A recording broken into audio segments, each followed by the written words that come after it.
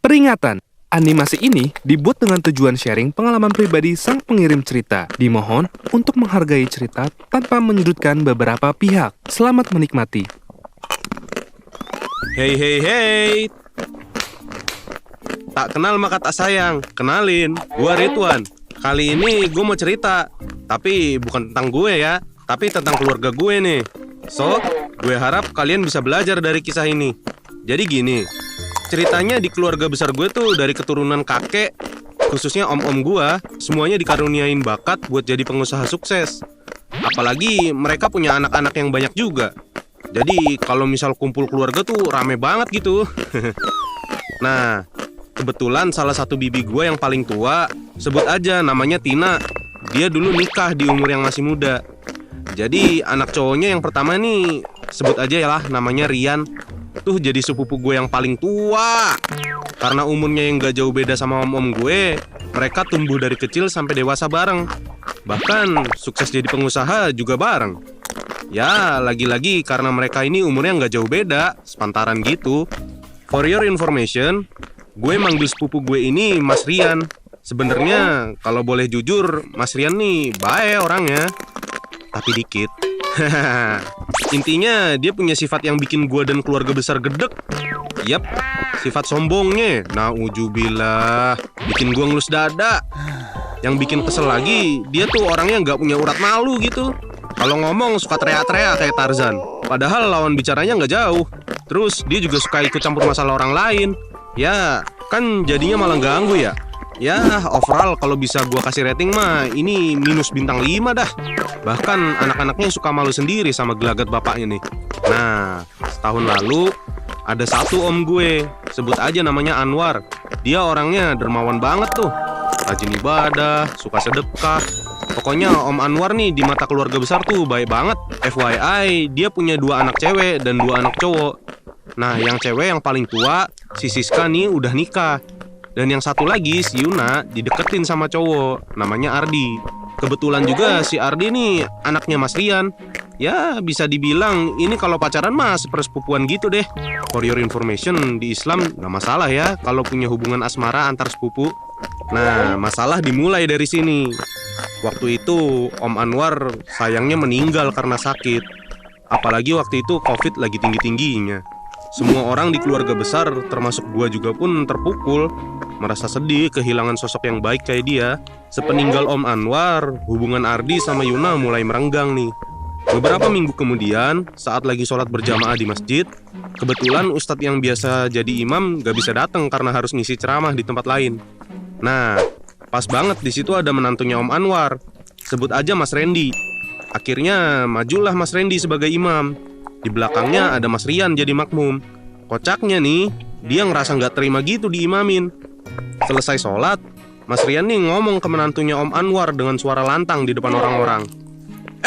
Lu kok jadi imam sih? Lu tuh gak boleh, lu kan fasik. Kerjaan mertua lu tuh haram. Seisi masjid pada ngeliatin. Sumpah gue juga ikutan malu anjir. Nah, dari sini ramailah keadaan.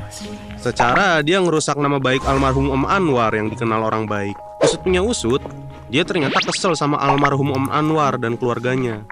Lu pengen tahu gak kenapa? Karena pertama, hubungan anaknya sama anak almarhum Om Anwar tuh gak direstui. Yup, hubungan Ardi sama Yuna aja gak direstui gitu. Terus karena itu juga dia jadi kehilangan kesempatan tuh buat dapetin usaha dan aset berharga dari almarhum Om Anwar. Bahkan Mas Rian pernah bilang terang-terangan di depan orang-orang, tanah itu mah punya si Anwar, ntar juga jadi punya gua. Tapi begitu almarhum meninggal, usaha sama aset-aset dia dipegang sama menantunya ini. Ya, yang memang bisa dipercaya orangnya. Jadi intinya Mas Rian nih gak terima gitu. Dia nuduh usaha almarhum Om Anwar dengan yang enggak-enggak, fitnah ini itu. Tapi ya sekeluarga besar juga udah tahu gimana busuknya mulut tuh orang. Gak mau selesai gitu aja. Akhirnya sekeluarga besar ngajak ngomong baik-baik Mas Rian. Ditegur lah supaya cepat sadar dan berhenti musik atau bahkan bicara yang enggak-enggak soal keluarga sendiri. Kita semua cuma pengen akur supaya hubungan antara sepupu dan saudara lain jadi lebih berkah gitu. Setelah Mas Rian dipanggil dan diajak ngobrol baik-baik, Mas Rian nih ternyata masih cukup keras kepala. Katanya nih, loh kok ini jadi serius ya? Itu saya cuma bercanda kok. Nggak maksud apa-apa, jangan kebawa emosi ah. Terus dijawab sama om gue, sebut aja namanya Om Pino.